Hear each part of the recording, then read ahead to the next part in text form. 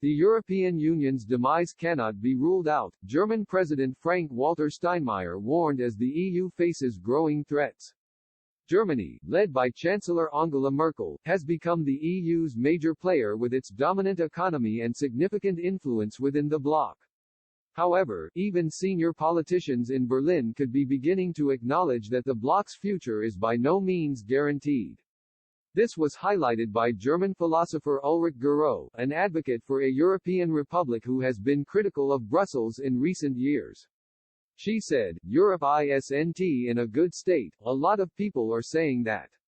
Even Germany Secretary Steinmeier said in late October 2018, that we can't rule out the demise of the EU any longer. And the idea that we will just carry on and things will be fine, that whole peace story, is becoming very wobbly.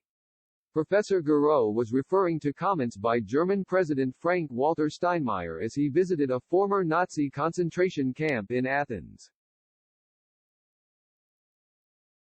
Speaking on European unity, Mr. Steinmeier voiced concerns about the future of Europe, given the growing threat of populism. He said, "Europe was, and is, a promise we gave each other, one we never ceased to give each other. And Europe is the task to which we jointly commit ourselves time and again." In the meantime, we see and hear movements in many European countries, including governments, which want to leave behind the democratic, social and just Europe based in the rule of law. Nationalist, authoritarian, xenophobic and even racist tones are unmistakable. Some actors seem to have a strange desire to see Europe self-destruct. And that is not merely polemical talk on their part, there is a very real risk that relations between European countries will be poisoned. Mr. Steinmeier appeared to be hitting out Eurosceptics within the EU.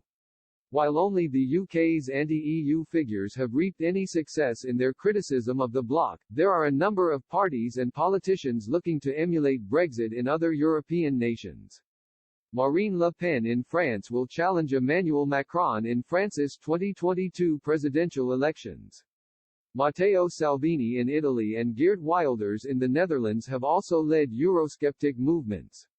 However, Professor Gero warned in VPRO's 2019 documentary on the EU that Brussels also faces external threats.